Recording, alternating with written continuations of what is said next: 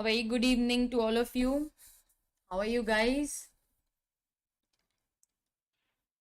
How was your weekend?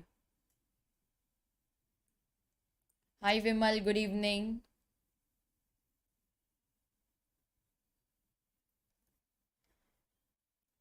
So, all prepared for today's session? All set? It's a rapid revision wherein we are going to revise the entire chapter very quickly. I will be highlighting the provisions which are important for exam. And students, from this lecture onwards, whatever we are going to discuss, every chapter is important because questions can be asked on any section, and in fact questions will definitely be asked from units 5, 6, 7, which is the most important part, that is dividend, accounts of company, auditors, and questions will be asked from management and administration. It's a very lengthy chapter. It's a chapter which actually consumes 3 to 4 lectures minimum of 3 hours. So there's a lot of detailing in this chapter. There are so many provisions, and there are so many nuances which you need to be aware of, and questions can be asked on any of them. But one great reassurance is that बहुत ज़्यादा twist करके questions नहीं आते हैं इसमें से. Very straightforward, and the type of questions which are asked are direct application of the concept, so you won't struggle, you won't be confused, because most of the case based questions will be easy. Okay, from this chapter they are all manageable.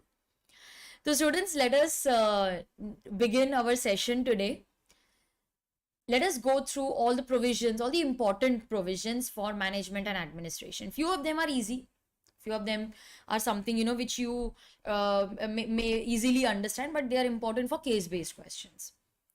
So yes, you need to memorize the provisions. Now this chapter actually covers sections from section 88 to section 122. Okay, so here we have registers discussed under section 88. I'll just change the ink. 88 to 91, and we also have section 95. Annual return, very important for exam. It is important for case-based question, theory question, MCQ, and 90% of the times, if a question is asked from this chapter, it will be on section 92. So extremely important for exam, section 92. Meetings will include the types of meetings, notice, explanatory statement, quorum, proxy, everything is covered here. Minutes of the meeting. Then we have requisites or requirements of convening a meeting. So yes, these two are overlapping. Like over here you have everything related to meetings, the types of meetings, the notice to be given for the meeting, minutes to be prepared, provisions relating to chairman. So everything is covered here. Okay. And then we also discuss the types of registers. That is again covered in section 88 to 91. So students, let us now discuss the types of registers. Now, what kind of questions will be asked on this? Very rarely questions are asked on types of registers. Okay.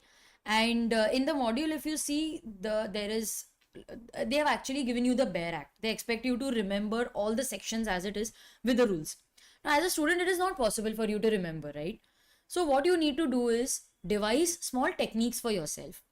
Like you can go for mnemonics, or you can go for a flow. Like I always tell this to my students, and this is the way I teach my son also. See, ask yourself questions, and you will not believe that the next point is actually related to the previous one. Okay, so I tell him that you go in a flow. Like say for example, in this chapter you will say, I need to maintain a register. Okay, so if you are maintaining a register, think logically. What will you write in the register? So one point will relate to the contents. Okay, then you have written this. Where should we maintain the register? Okay, we need to maintain it at the registered office. Can you maintain it at some other place? You're asking yourself questions and you won't believe it. That is the next point which you need to write in the answer. Where do I need to maintain? Or I don't want to maintain the register over here. It is a very small space. Can I maintain it somewhere else? Okay, if I want to maintain somewhere else, then what is the procedure? When do I need to make entries in the register? Who will authenticate the register? For how many years I need to preserve these books? So these are all logical questions which you can ask yourself. So everything goes in a proper flow. Okay, so that is how you are going to study this chapter. If you want, you can make summary notes for yourself and revise only those summary notes for before exam. But I know you don't have time right now. So what I have done is I have prepared the summary notes for you. Go through these notes first and then you read from the study material. You will understand it better. Okay, so this chart book is nothing but a summary book which will help you to remember all the key points, all the important provisions related to that section. Now the first is types of registers, and we have register of members. Okay, it is under section 88. Register of members is prepared under section 88. Now this register is prepared for equity, preference shareholders. Then we also have register for debenture holders and other security holders. So law requires, see, it is again very logical. Like you are preparing for equity, you are preparing for preference shareholders, then you will also prepare for debenture holders. What about people who are living in foreign countries? Can we also prepare a foreign register? Yes, you can prepare a foreign register. So register of members, it is covered under section 88. Okay. Section 88, it covers the types of registers. We have registers of both equity and preference shareholders, register of debenture holders, and register of other security holders. So here you will maintain register of equity and preference shareholders. I'll just highlight that for you. Equity and preference shareholders residing in India or outside India. Okay. Now, it is not compulsory that every company will prepare a foreign register. You can prepare a foreign register, but that will be just considered as a part of the main register. Okay, so a part of the main register can be prepared in foreign if you feel that there are more people who are staying in foreign country and you need to maintain a register for better administrative purposes. So here we will maintain a register. Now, if you are maintaining a register, logically speaking, the next question should be, what is written in the register? I told you that if you want to understand what to write and how to remember these points, ask yourself questions. What will be included in the register? Can you tell me what is included in the register of members, or what should be included in the register? Can you tell me? Chalo, let us start a question answer session. Bolo, what should be included?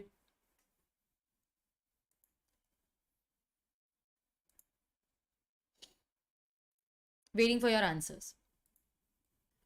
What is included in the register of members? What are the details of members that we require?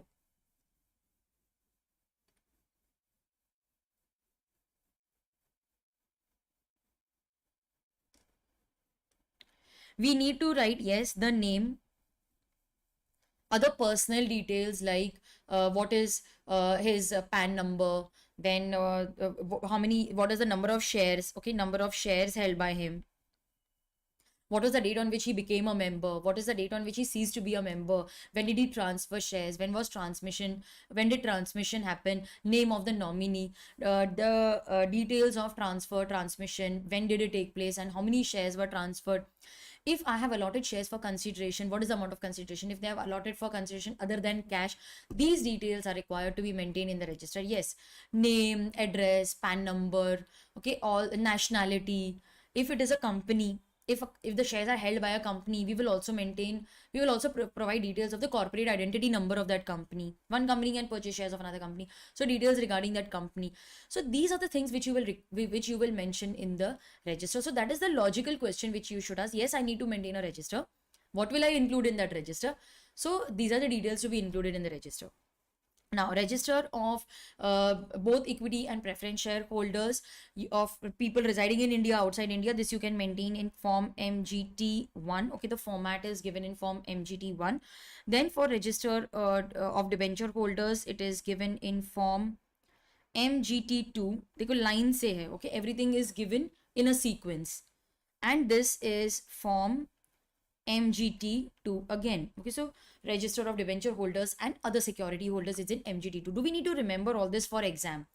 I don't think it will be asked in the exam, and very rarely a question is asked on only register of members.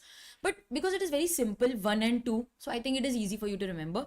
MGT, the form name, okay, it is because we are discussing the chapter management and administration. So this form relates to management and administration. That is why it is named as MGT1 and MGT2 for debenture holders and other security holders.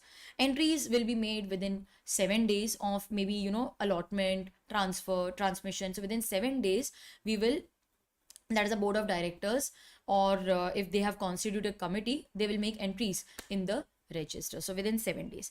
The next logical question is, where should I maintain this register? All the documents, all the registers, books, they generally maintained at the registered office of the company. So even this register will be maintained at the registered office of the company. But for better administrative purpose, or maybe my registered office is very small, I don't have that much space. So you can keep it at any other city, town, village, whether, you can keep it at any other place within the same city, town, village, or you can also go to any other place in India where at least 1/10 of the members entered in the register reside. So let's say that my registered office is in Mumbai. So I can keep the registers at Mumbai, but my Mumbai office is very small. So I shift to Thane city. Okay, it is in the same state, but from Mumbai city, I'm going to Thane city.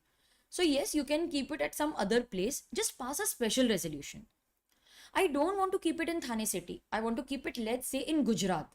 Yeah, you can keep it at any other place in India, just where more than 1/10 of the members whose details are entered in the register reside. Only requirement is that you need to pass a special resolution.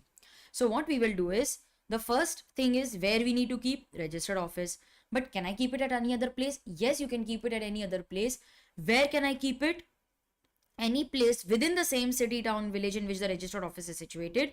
Or I can also keep it at any other place in India where at least 1/10 of the members whose details are entered, they reside. My only legal requirement, compliance requirement, is that I need to pass a special resolution for both the cases. If you're changing it from the registered office, then just pass a special resolution. So you will highlight special resolution, that is a compliance requirement. Okay. Then we also maintain, hi Priyanshu, good evening. We also maintain register of debenture holders and other security holders. Now, the registers may be so bulky, right? अभी देखो ना, आपके text book में भी 300 page की book है. How will you know where the chapter is located? So what we do is we prepare an index. Like in the study material also, you have an index wherein we write the topic, then we write the subtopic and the page number on which that topic is discussed. So it becomes so easy. Like I want to study Contract Act today, I know where it is located. In the Companies Act, I want to study dividend. So I just go to the index and see on which page number it starts from. Similarly, if I want to search any detail in the register, the best way is to prepare an index. So I will prepare an index for the register of members, debenture holders, other security holders, and I will give reference that if I want to find the details of members whose name starts from A to D, so then here the information is located. So index will help me to find the details of the members quickly. Now index is not required if the number of members is less than. Answer this question. I say that along with the register, you also need to prepare the index. But index is not required when the number of members is less than. You have to tell me what is the answer.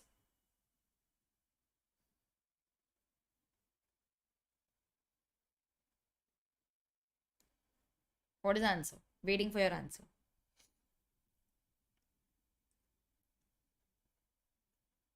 Correct. Index is not required when the number is less than 50, because it is easy to find details of 50 members or less than 50 members. But if it is more than 50, yes, you need to maintain. Acha, logically speaking, where will I maintain this index? Logically speaking, the same place where I'm maintaining the register, both will be preserved together, no? As soon as I make the entries in the register, I need to make entries in the index also. So we have to make the necessary entries simultaneously and keep both the documents updated. So see, when you study it in a logical format, ask yourself questions.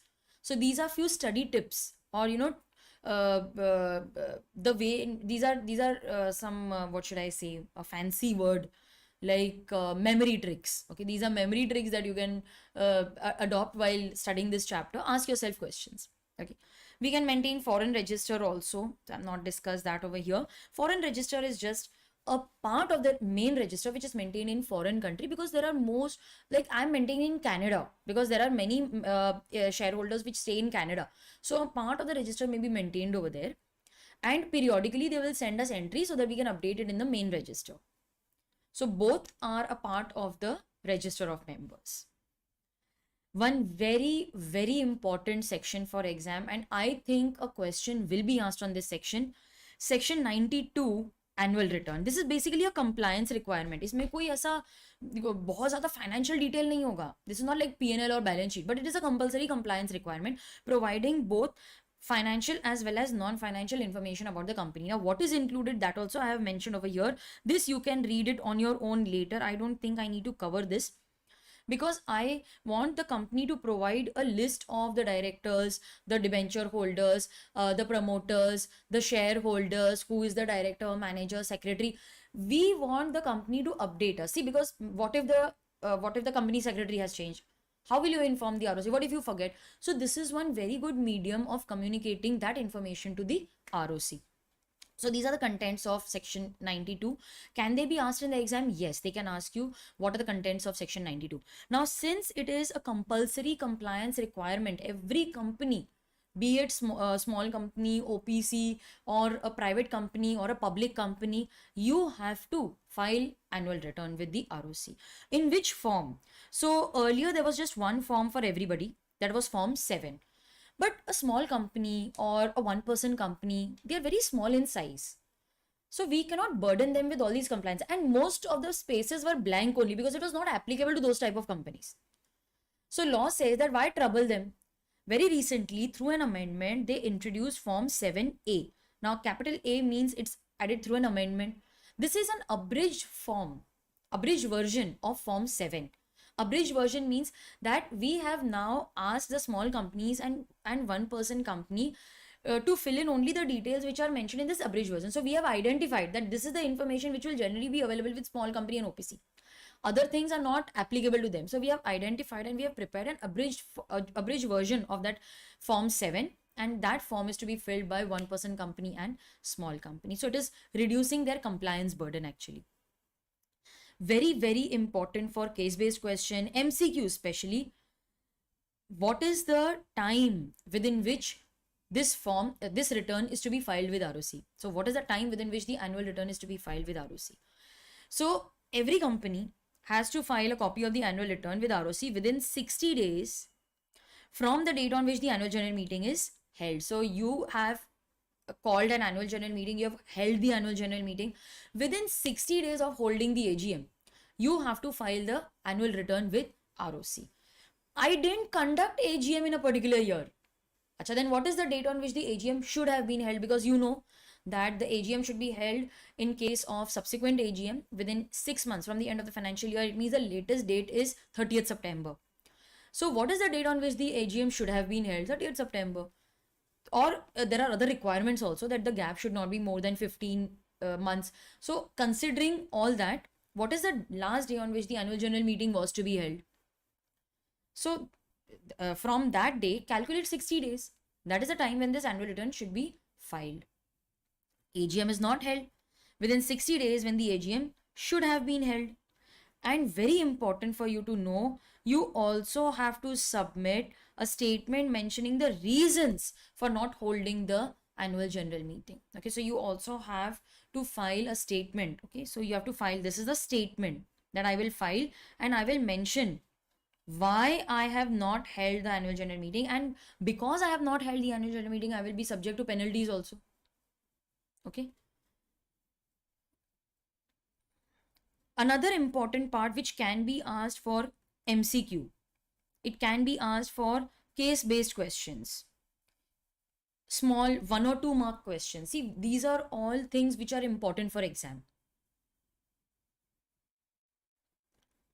Answers should ideally be written in point format, but you can write it in paragraph format if the length is less, like it is only for 3 marks or 2 mark question can be written in paragraph form. Okay, signing of annual return. Now, one-person company, small company, private company, if the private company is a startup. they will get the form annual return signed by a company secretary, but I don't have a company secretary, then by the director of the company. Okay, so in this case, only one director, because one person company has one director, small company also has two directors, anyone can sign it. So if you have appointed a company secretary, now company secretary is generally appointed if you are a listed company, compulsorily you have to appoint a whole-time company secretary if you're a listed company. But if you are a private or a public company and you have paid up share capital of more than 10 crores, 10 or more than 10, then you need to appoint a whole-time company secretary in employment. Now, these small companies, they have a paid up capital of 2 crores, turnover of 20 crores. So ideally, they are not compulsorily required to have a company secretary in whole-time practice.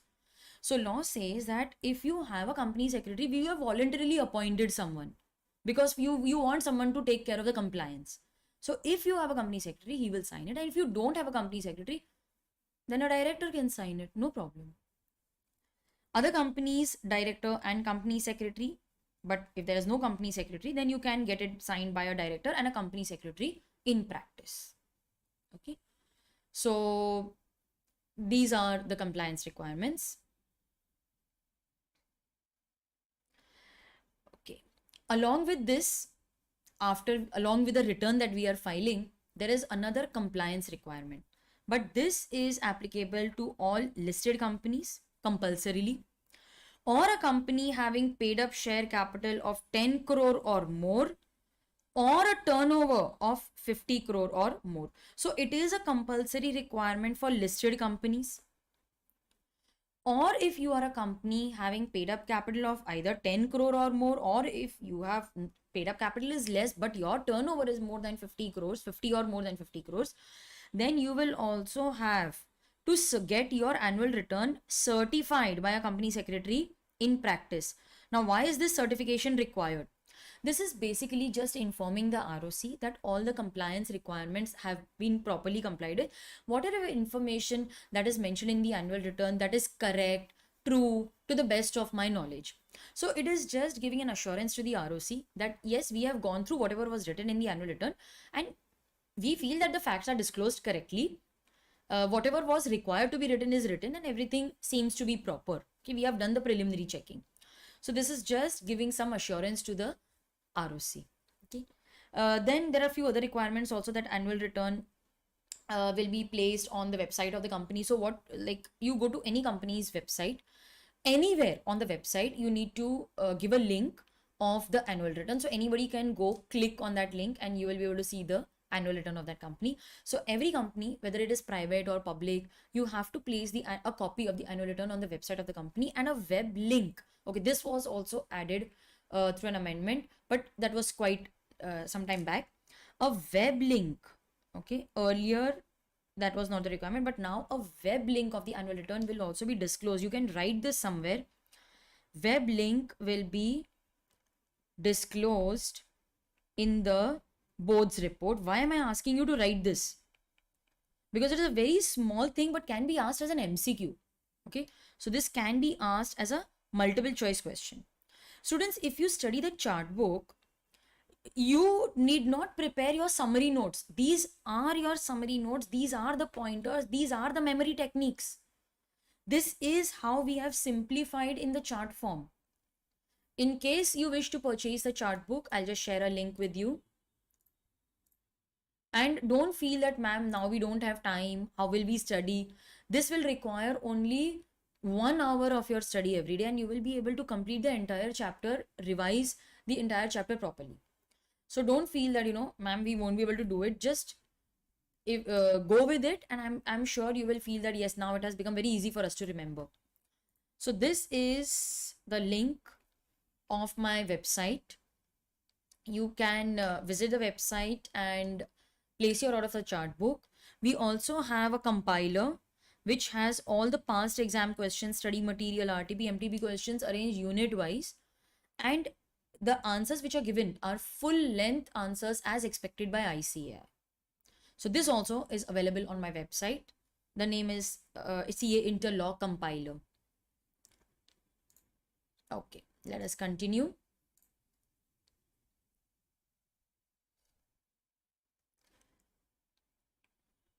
I left out this part, the place of keeping the registers and annual returns. This we had covered earlier also. Section 94. So where will we keep the registers which I discussed earlier under section 88 and the annual return which I discussed under section 92? So registers under section 88 and annual return under section 92. So where are you supposed to maintain the register and annual return? Obviously, they will be kept at the registered office of the company.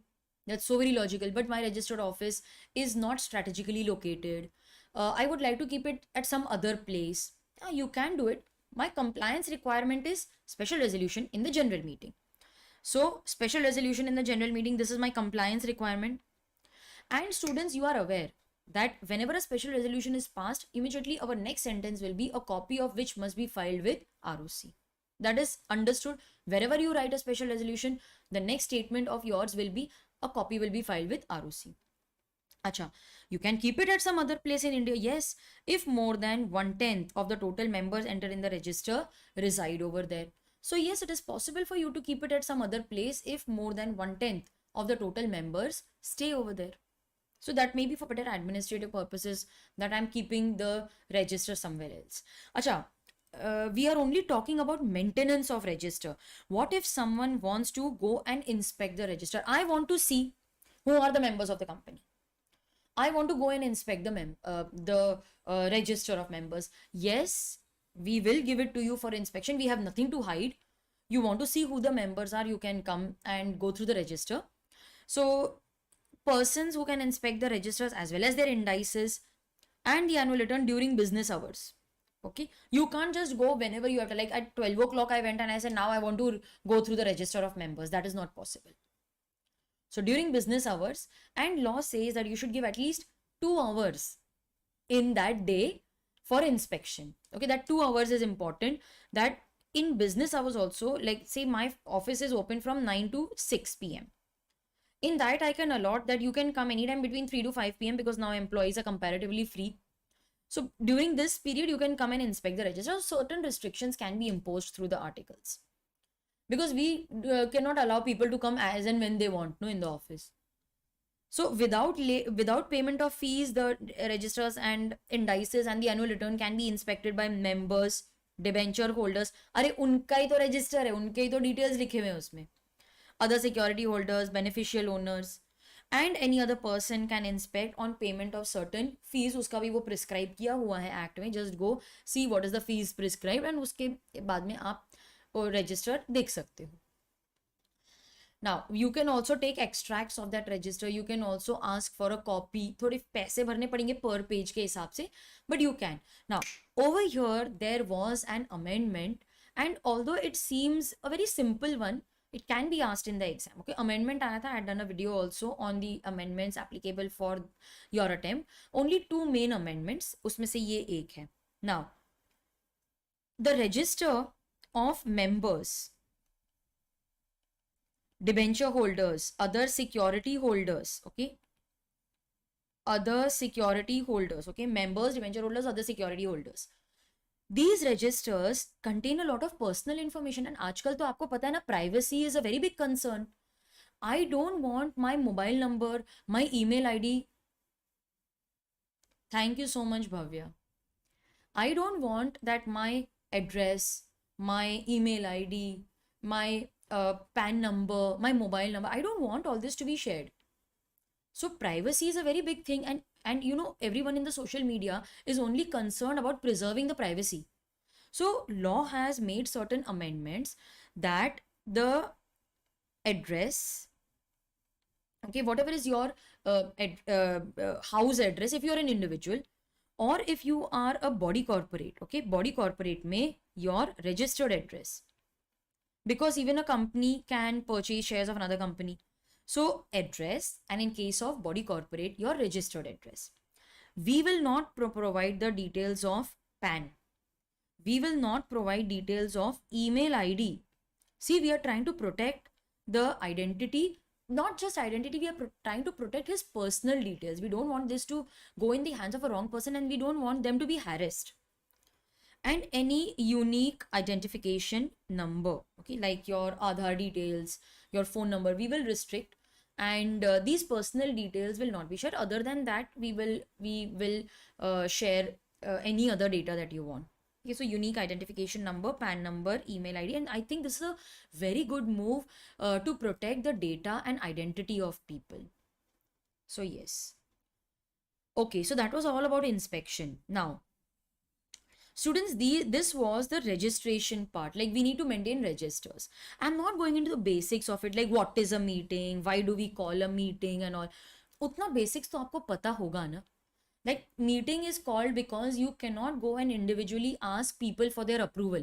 So it is better to call them at one place. जैसे family में भी कैसा होता है. In a family, if you want to take decision, you can call your mother separately, your father separately. Like, you want to go abroad for education. आपको MBA करने जाना है, foreign जाना है.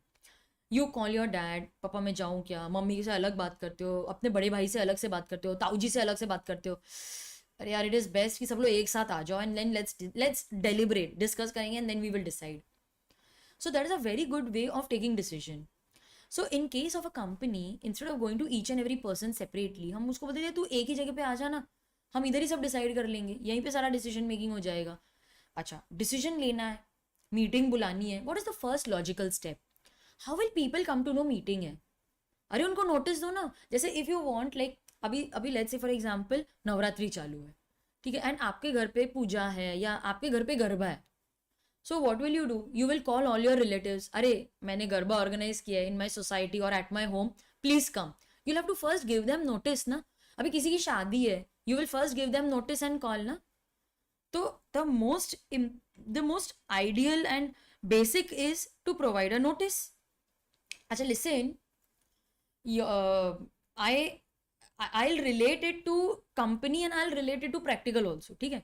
अब now let's say कि आपके family में मैरिज है, you want people to come and attend it. अच्छा, किधर है मैरिज? डेस्टिनेशन वेडिंग है, गोवा में.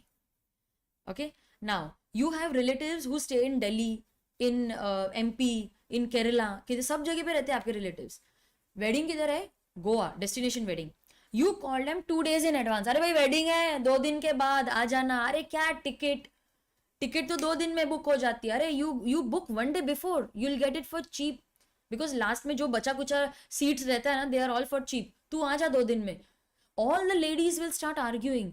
अरे हम we have not finalized our dress, what about the jewellery? अरे I have not applied for leave in my office, you are keeping it in Goa. What is the itinerary? Tell us where you are going to halt. अरे hotel book करना है कि नहीं?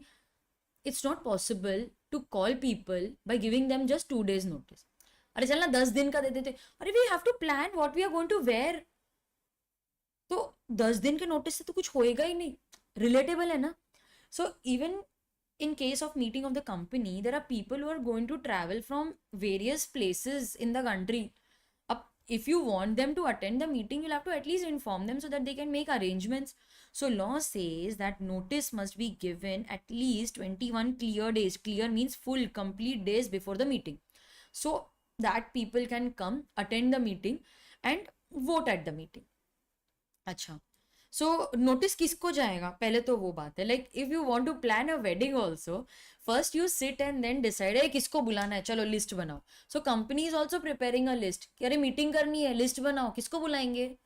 तो इधर अपने पास option नहीं है, इधर तो बुलाना ही पड़ेगा ना. बट गेस्ट लिस्ट में कौन है? देखो, every director will be called, members, अरे सबसे पहले तो मेंबर्स, तो members will be called, then every director of the company, auditor. ठीक है, यहाँ तक तो सब ठीक है. अब लॉजिक लगाओ, मेंबर में कोई मर गया तो so then in his case legal representative. अरे कोई इंसॉल्वेंट हो गया तो उसका ऑफिशियल रिसीवर या असाइनी आएगा. तो member, director, auditor.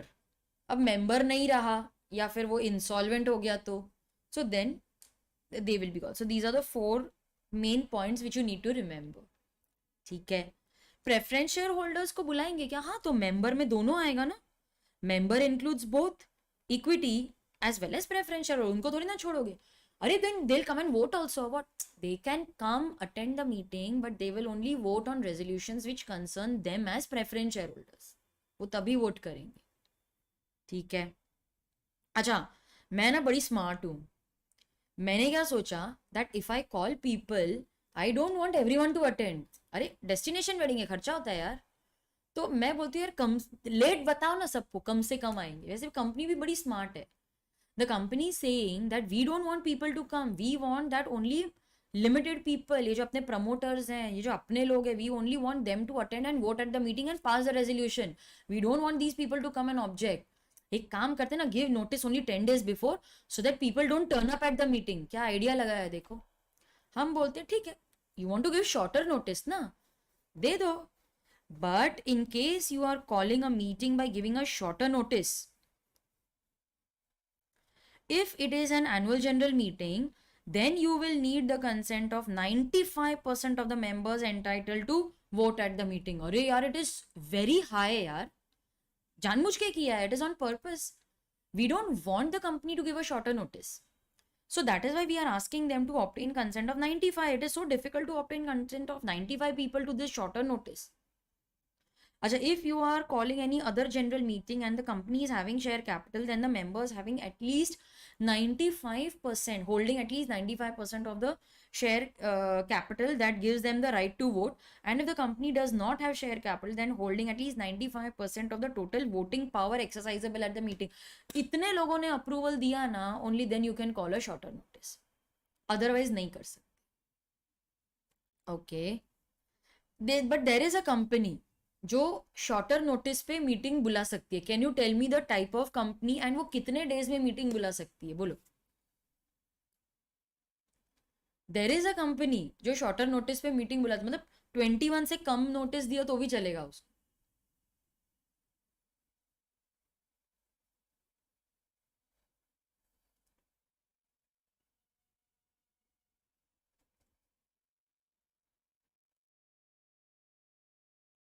Section 8 company, yes, section 8 company.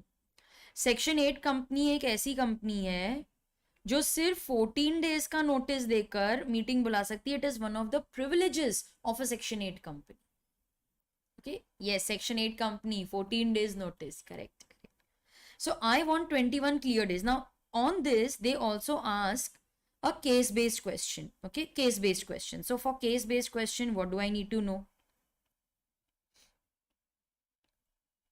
See, I need to give 21 clear days of notice. Okay, I need to give 21 clear days. Now meeting is on a particular day. I want to know that for 21 clear days, when should I dispatch the notice, so that there are 21 clear days between the time I dispatch the notice and the time that we are holding the meeting. Okay, so law says that all right, you want to know when you should dispatch, right? So you need 21 clear days of notice and 2 days we require for the post to reach. But ma'am, at every place the post will reach at different time, no? Like if you are in Mumbai, then in Maharashtra it may reach in 2 days, but in Madhya Pradesh it may reach in 5 days, 7 days also, na? I can't have different calculations for everyone, right? So law says standard 2 days of posting ले लो. After 2 days you can assume मिल ही गया होगा. It's not compulsory उसको actually मिला होगा, but we'll assume कि मिल गया होगा. So 21 clear days का notice plus 2 दिन तो post पहुंचने में भी चले जाएगा ना, plus the day on which he received the notice. So 1 day for the service of notice, like he received the notice in the evening, तो फिर ठीक है ना, 1 day of notice. अच्छा, we sent by email, notice can be sent by email also, electronic mode. उसने शाम को पढ़ा, तो the day on which the notice is sent, वो day छोड़ दो, and the day of the meeting, because that day also you will not consider ना. So 21, 22, 23, 24, 25. Acha, if I want to call the meeting by giving proper 21 days notice, I need to dispatch the notice at least 25 days before the meeting. Okay, so that is how 25 days. Then we have provisions relating to annual general meeting. Section 96, 97, 99, 98 relates to calling of EGM by the tribunal, that is 98. Now, not very important for exam. There was a time when they would ask questions on annual general meeting, but recently I have observed that they have stopped asking question on AGM. But yes, it is important for like case-based question can be asked on annual general meeting. And why take the risk when the provisions are very simple? You don't need to put in lot of effort also to understand that. So let us discuss. Now, annual, as the name suggests, this is the meeting which is held just once in the calendar year. This is not financial year. Meeting will be held just once in a calendar year. Okay. So you need to hold one annual general meeting in every calendar year. Now, what will we discuss? So this calendar year is important for me. What will I discuss? See, there are certain matters which are discussed in every annual general meeting. You take annual general meeting of any company, you will find these matters. So there are two things which I told you over here. One is that you will find these matters in every annual general meeting of the company, and you will find these matters in annual general meeting of any company. So these are ordinary businesses which are generally discussed in the annual general meeting. Every annual general meeting will discuss financial statements will be considered, board's report will be considered, auditor's report, appointment of directors, auditors, fixing their remuneration, and declaration of the final dividend. Acha, to take decision like resolution, we will pass just an ordinary resolution. Okay, so for an ordinary business, you just need an ordinary resolution, because it is not something which is going to like something very special, or it's going to happen every year. Acha, what is special business then? Anything other than ordinary business is special business. Okay, so anything other than these four is special business. What kind of resolution will be passed for special business depends on what you're discussing.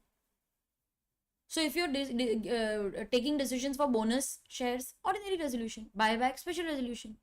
So depends on what is discussed. So any business other than ordinary is special, and what kind of resolution will be passed, that depends upon the business that you are transacting. First annual general meeting must be held within 9 months from the end of the financial year. So my financial year ends on 31st of March. Let's say the year is 2020. So the first annual general meeting should be held within 9 months, and which comes to 31st of December 2020. Okay, so I must hold the annual general meeting by 31st of December 2020. Okay, will I get some extension like I was not able to hold? Anyways, we are giving you a long extended time, 9 months. Otherwise, the subsequent annual general meetings must be held within 6 months from the end of the financial year. It means that they must be held by 30th September every year. So anyways, I'm giving you more time. So no extension for the first annual general meeting. So what about the subsequent annual general meeting? Yes, subsequent will be held within 6 months from the end of the financial year. But if due to some reason you could not hold the AGM, like, there were floods, everything got destroyed, I don't have the books, how will I close them? Audit was not conducted on time. So we can go to the registrar, and he may grant us extension of 3 months for the subsequent annual general meetings. All right. This meeting must be held in every calendar year. That is a requirement for every annual general meeting. And the gap between two AGM must not be more than 15 months. So what if 15 months is getting over before 30th September? Yeah, then whichever is earlier, no? Whichever is earlier. These are cumulative requirements. It means that I must hold the meeting within 6 months. It must be held in every calendar year. And the gap must also not be more than 15 months. So they are cumulative. Where should I hold it? When should I hold it? So every AGM will be called during business hours. Every AGM, it means that this section is trying to show that the provisions which we are discussing apply only to AGM, not to any other kind of meeting. That is what we interpret from the wordings. Business hours between 9 and 6, this is given in the act itself. You can hold on any business day between 9 to 6. On a day that is not a national holiday. Now, national holiday will include your Independence Day, Republic Day, Gandhi Jayanti. And it will be held, and bank, that is, it is closed on 1st April, that is the year end, and 30th September, that is half year end.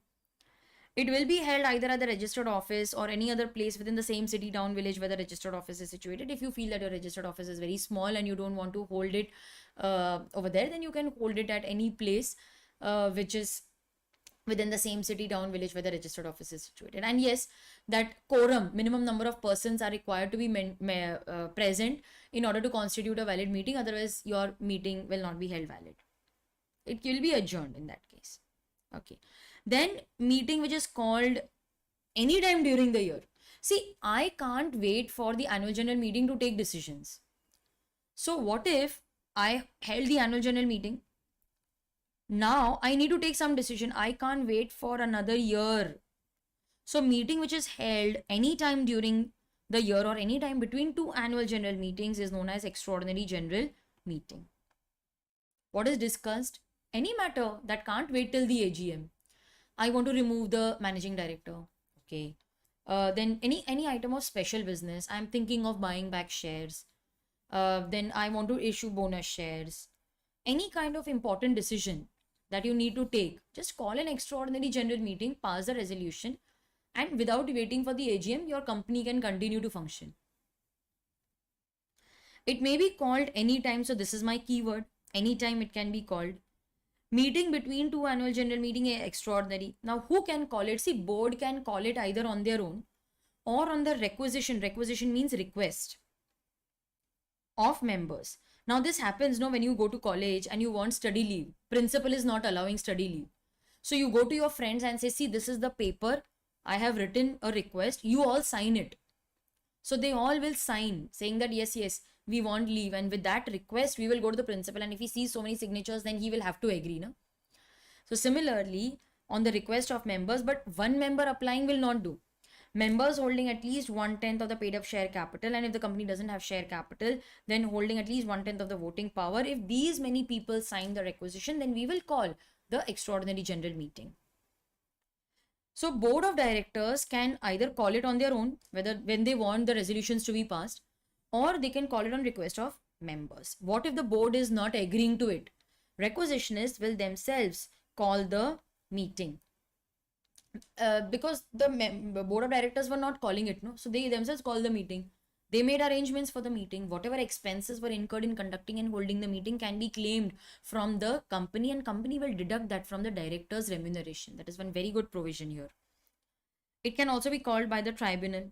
So either tribunal on its own, or the requisitionist may go to the tribunal and say the company is not calling, we also cannot call the meeting, you call it. When should the AGM be held? See, when we receive the notice from the requisitionist that we need to call EGM, it's very urgent. So the board will call the meeting by giving 21 days of notice, because that is the standard procedure. You have to give 21 days of notice.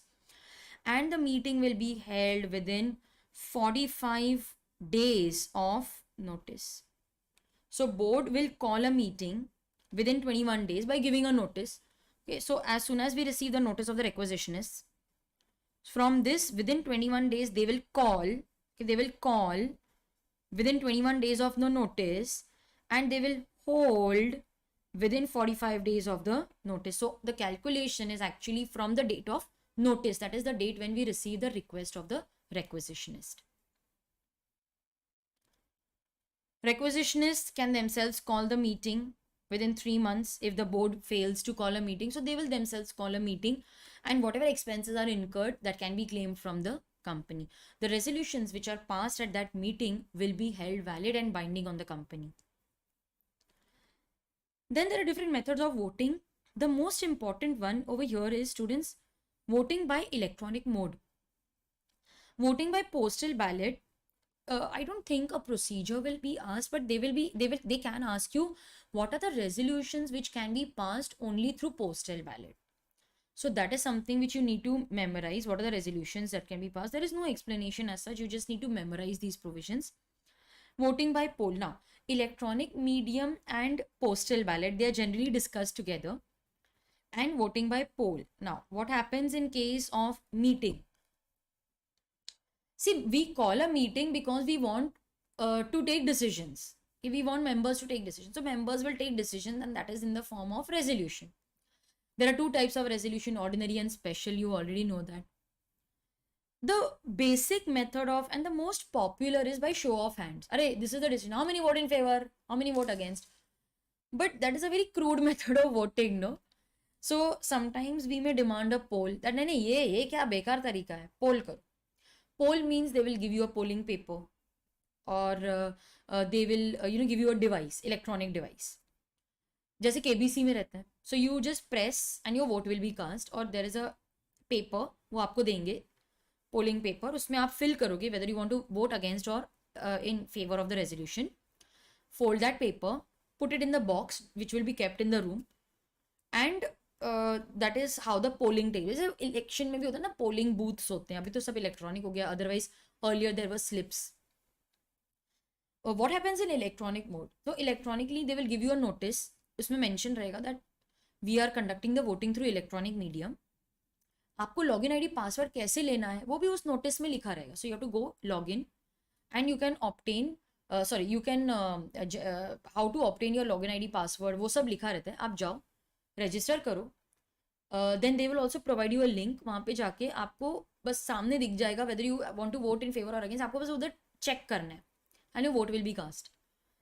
अगर I want to vote remotely because I'm very old, या मैं बहुत lazy हूँ, मेरे को जाना ही नहीं है मीटिंग की जगह पे, I'm very lazy, I don't want to go but I still want to vote, तो लॉ बोलता है ठीक है, you can vote electronically. I don't know how to use computers.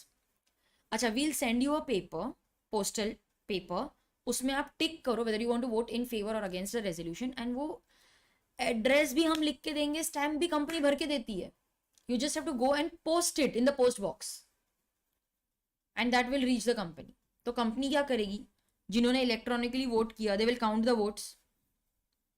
I mean they will unlock actually, okay, they will unlock and count. ये तो बहुत fast हो जाएगा. एंड जो पोस्टल बैलेट से आया, पोस्ट से आया है, that also they will count. Then they will add this and decide whether the resolution is passed और नॉट. ठीक है, okay. Then let us discuss quorum and proxy first, then I'll discuss meeting in the end, minutes in the end. Now मैंने आपको क्या बताया, that we are calling a meeting. Only 2 people attended the meeting of a public company. अरे यार, how can we allow just 2 persons to take decisions for majority? बाद में फिर ये majority वाले चिल्लाएंगे कि यार हम we are not happy with the decision. एक तो मीटिंग अटेंड करने आते नहीं है. फिर एक काम करो, नंबर सेट करके रखो, इतने लोग आए तो मीटिंग करेंगे, नहीं तो एडजर्न कर देंगे. So the minimum number of members required to be present to constitute a valid meeting is known as quorum. You can't allow just a few people to take decisions for majority, ना. So that minimum number is known as quorum. अच्छा, नहीं आए, meeting adjourn हो जाएगी. अरे adjourn meeting में भी नहीं आए. सी भाई, adjourn meeting can not be adjourn. जितने आ गए उतना quorum. Whatever is present and that is quorum. So quorum refers to the minimum number of members required to be present. अच्छा, now pay attention to the words. It is minimum number of members required to be present to constitute a meeting. So for calculating quorum, proxy will not be considered. And these people have to be physically present. Okay, so proxy will not be considered. Only members will be counted in quorum. And they have to be physically present in the meeting. So quorum is the minimum number as mentioned in the Act or articles, whichever is higher, because we want more and more people to attend the meeting. ज़्यादा से ज़्यादा लोग आने चाहिए. What is the quorum for a private company? Private company में quorum is as per the articles or 2, whichever is higher, personally present. Public company में they have given you a limit. If the members are less than or equal to 1000, 5 आ गए तो भी चलेगा. Number is very less because we know people don't come and attend the meeting. अभी कौन आता है ना आजकल physically, तो and mostly people prefer voting electronically. तो बोलते यार कम से कम लोग में भी मीटिंग कर लो, बाकी लोग तो इलेक्ट्रॉनिकली वोट कर ही लेंगे. More than 1000 but up to 5000, less than equal to 5000 then 15 and then more than 5000 it is 30. तो इतने लोग भी आ गए ना, कोरम हो जाएगा. अरे कर लो यार, मीटिंग कर लो. Quorum must be present throughout the meeting. Very interesting. It's a controversial point because some people say that no, quorum should be present only at the beginning of the meeting. नहीं है वैसा. Quorum must be present throughout the meeting. Otherwise, what will happen? At the beginning of the meeting, quorum आ गया, हमने meeting start कर ली, then people left. One person is taking decisions for all. How is that possible? So quorum must be present throughout the meeting. Will we consider preference shareholders in quorum? See, preference shareholders are attending the meeting, but they will be considered in quorum only when the resolution directly affects them, no, as preference shareholders. And joint holders will be treated as one for quorum. Quorum must be personally present. Yeah, we totally agree. So proxies will not be considered. What if the AGM is called on the request of tribunal? So we are talking about AGM called on the requisition of tribunal. So company is calling AGM because the tribunal requested. Even one member personally present, either in person or proxy. Here proxy is allowed. It is quorum. Acha, the company has called EGM on the requisition of members. अरे खुद बुलाते और attend करने नहीं आते. You are requesting the meeting and you are not coming to attend the meeting. जितने आ गए उतना quorum. ठीक है. You don't attend the meeting, absence will dissolve the meeting. Sorry, वो मैंने दूसरे के लिए बोल दिया, if called by the board के लिए. अच्छा, if you are calling EGM on requisition of members, एक तो खुद बुलाते और attend करने नहीं आते. If quorum is not present, we won't adjourn the meeting, we will dissolve it. ठीक है, हम डिसॉल्व कर देंगे. खुद बुलाते और अटेंड करने नहीं आते. अच्छा, what if it is called by the board and people don't attend, then we can adjourn. Alright. Person representing to, there are many other points also students, that corporate होगा तो वो board of directors will nominate a person who can go and act as a representative. We will consider him as quorum. Even a body corporate can, send a person. So what if two body corporates send the same person? Like मैंने आपको बताया that I have a body corporate as my member. Board of directors will nominate someone who will go and attend the meeting. Now they nominated Mr. A, and another body corporate also nominated Mr. A. Acha, now he is attending the meeting on behalf of both the members. He will be counted twice for quorum. Once for body corporate 1 and other for body corporate 2. So where 2 or more companies authorize the same person to go and attend the meeting, he will be counted twice in the quorum. Yes, Govardhan. Any person who is appointed by the President of India or the Governor of State, correct? He shall be deemed to be a member and he can exercise voting power as if the government is attending the meeting. That happens in case of a government company. What if the number of members falls below quorum? Like I had quorum of 15. Okay, 15 was my requirement. The number of members of the company have fallen below 15. Many members left the company. Now I have only 10 members in the company. My requirement is 15. I have only 10 members remaining. When all these 10 members attend the meeting, then we will consider as if the quorum is properly present. Resolutions will be validly passed. What about proxy? Okay, proxy. This has the same meaning which you are aware of in college. You are unable to attend the meeting, you are asking someone else to attend on your behalf. So the person is known as proxy. Now how will the company know who is coming to attend the meeting in your place? So you have to give it in writing. You will sign a form. That form is also known as proxy. So the instrument as well as the person, they both are proxies. I have written it over here. The instrument as well as the person is called proxy. So member is unable to attend, but he wants to vote. So now what happens is, in the proxy form, list of resolutions to be passed is mentioned. So the member will tick, see, this is how I want to pass. on my behalf, proxy will come and vote.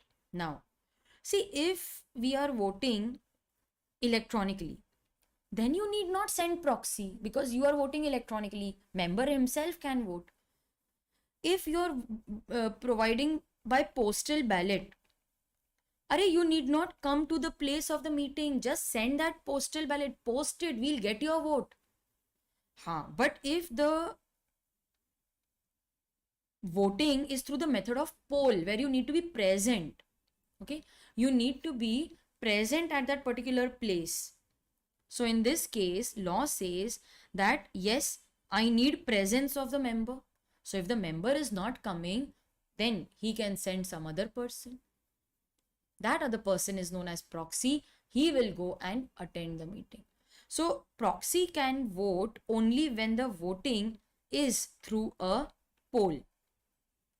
Proxy doesn't have a mind of its own. He can't say कि अरे directors, you're not managing the company properly. मैं बताता हूँ कैसे manage करना चाहिए. So you can't speak at the meeting. You can't give your own opinions. You only come and vote. ठीक है. So अच्छा, how will we know कि proxy वही vote कर रहा है जो उसको बोला गया था कि नहीं? ऐसा भी तो हो सकता है ना कि member ने उसको बोला था vote in favor and then वो जाके बोलता है I want to vote against. It doesn't happen that way. Because in the proxy form, we have already mentioned ना कि हमको क्या resolutions pass करनी है. तो people generally come prepared whether they want to vote in favor or against the resolution. यहाँ पे उसने member ने टिक करके दिया है कि भाई मेरे को ये vote करना है. Proxy तू सिर्फ उधर जा, वो तेरे को polling paper देंगे. You tick whatever I have written. And proxies again it is available with the company ना. So company can verify कि member ने जो लिखा था proxy ने वैसा ही vote किया है कि नहीं. So there is no discrepancy. अच्छा, member sent proxy, तो law बोलता है कि भाई company को पहले बताओ ना. So proxy will be lodged, मतलब submitted to the company at least 48 hours before the meeting.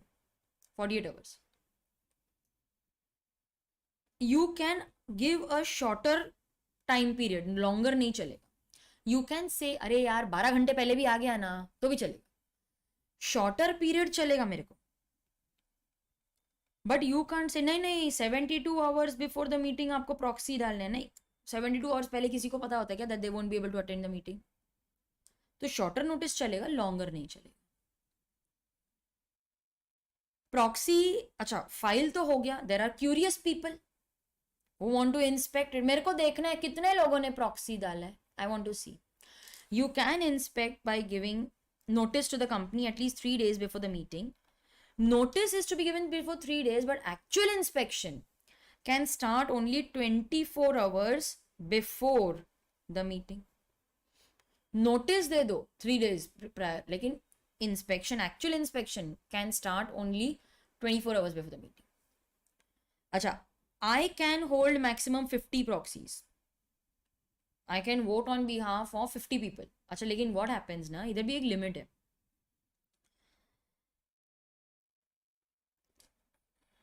Okay, I can hold 50 proxies, but when I calculate their share in the capital, it should be less than 10% of the total share capital carrying voting rights.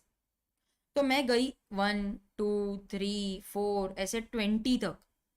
अब यहाँ पर जब मैंने इनका share in the capital count किया, ये 10% हो गया. बस you cannot hold proxies of more than 10 now, क्योंकि तुम्हारा 10% लिमिट उधर ही आ गया. सॉरी, 20 प्रॉक्सी से ज़्यादा, बिकॉज 10% लिमिट उधर ही आ गया. अच्छा, लिमिट इज सेटिस्फाइड 30 पे तो ठीक है. लिमिट इज सेटिस्फाइड 60 पे, नहीं, you can hold maximum only 50 proxies. So whichever happens first. अच्छा, मैं गई मिस्टर ए के पास. Mister A told me you will attend as my proxy. I agreed, हाँ चलेगा, कोई प्रॉब्लम नहीं है. Now he is holding 15%. अरे मेरा लिमिट क्रॉस हो गया ना. I can hold only 1 proxy because he himself owns more than 10%. Then I won't be able to represent some other person as proxy क्योंकि मेरा लिमिट क्रॉस हो गया.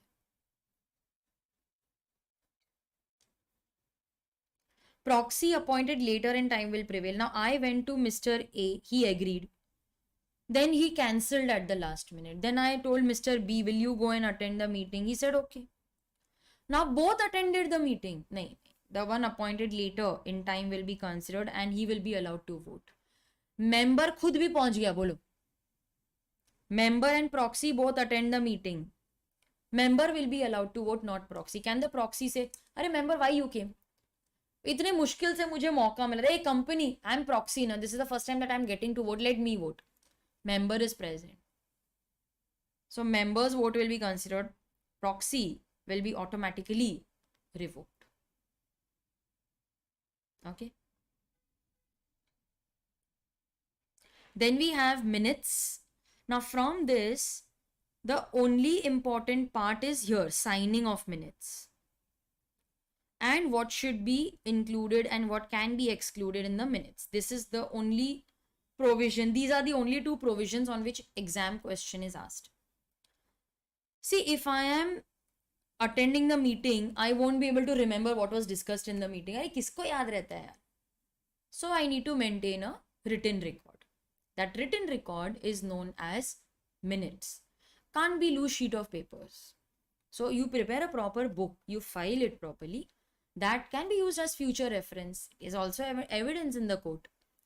It is known as the minutes book. Okay. Now, who will sign the minutes? If it is a board meeting or a committee meeting, chairman of either the same or next succeeding meeting. Why next succeeding? See, because board meets every 3 months.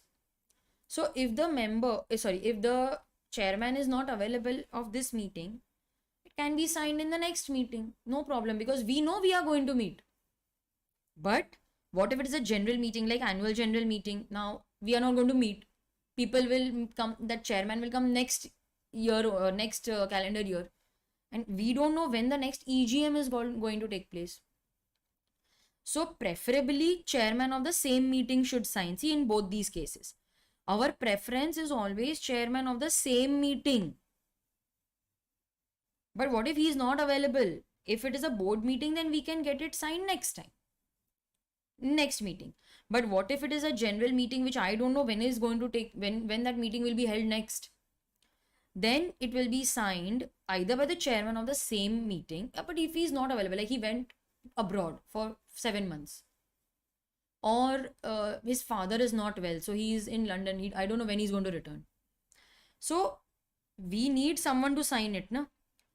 Time limit given is 30 days. But if the chairman of the same meeting is not available, then it can be signed by any director duly authorized by the board. See, because we don't know when the meeting is going to be held next, so let any director appointed by the board, authorized by the board, allow him to sign the minutes. Chairman feels that there are certain matters which should be excluded. Chairman's decision is final. He will decide what should be included and excluded from the minutes. Chairman we cannot argue with them. Whatever he decides is final. If he considers that whatever we write is defamatory of any person, like we are removing the managing director on charges of sexual harassment, I need not mention complete details of what happened, who was the victim. I think this will be defamatory of not only the company but also the person. So we may ask that certain information should be left out from the minutes. We feel it is irrelevant or immaterial. Now, I don't want word-to-word dialogues that were discussed in the meeting. Mr. X ने ये बोला, Y ने ऐसा बोला, Z ने ये किया. I'm not concerned with what was the conversation. So if it is irrelevant, it is immaterial, chairman can say, ये मत लिख रहे बाबा, जो necessary है उतना ही लिख. It is detrimental to the interest of the company. So it is defamatory of any person. It means it affects the goodwill, reputation of any person. It is immaterial or it is detrimental to the interest. Like, I don't want people to know that directors were arguing in the board meeting. So from the minutes, I will tell them, Arey, don't write all this. What will people think about the company? Remove it. Any matter that has to be included or excluded will be at the absolute discretion of the chairman. Members cannot say that nahi, minutes should contain true and adequate disclosures. ये तो लिखना ही चाहिए, वो तो completely आना ही चाहिए. Everything is at the discretion of the chairman. Okay. So students, with this, we come to an end of today's revision session. You won't believe it. We covered all the important provisions for exam, and I also highlighted that yes, these are the important provisions for case-based questions, MCQs, theory, and we discussed all the relevant limits and provisions. So I hope you enjoyed today's session. It was a very quick, rapid revision. Tomorrow again, we are going to meet for dividend chapter. Okay, so tomorrow we are going to revise unit 5, that is declaration and payment of dividend. Same time, 7 p.m. live on this channel. So before leaving, do give a thumbs up and subscribe and hit the bell icon so that you get notification for the live session. Okay, so if you hit the bell icon, they will notify you when the session starts or whenever we organize a session. All right, guys. So I'll see you tomorrow, Bhavya. And for fast track lectures, books, test series, it is important that you write tests now. There's just a month.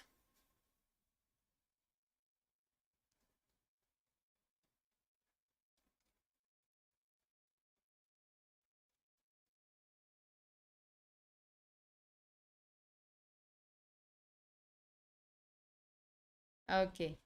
Thank you so much, guys. What is written? Yeah, I'm answering your question. Don't spam the box.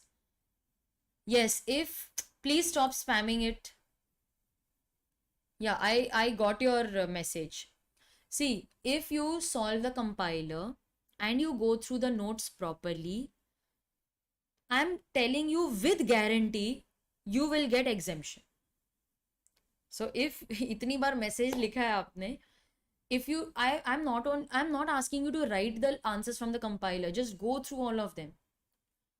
Okay, and if you read the textbook properly, 100%, it's my guarantee, you will get exemption.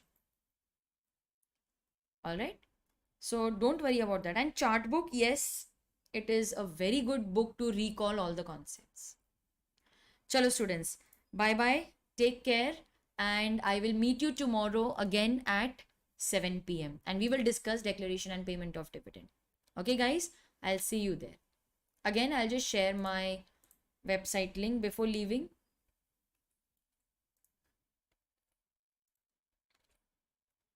Chalo bye. Guys, stay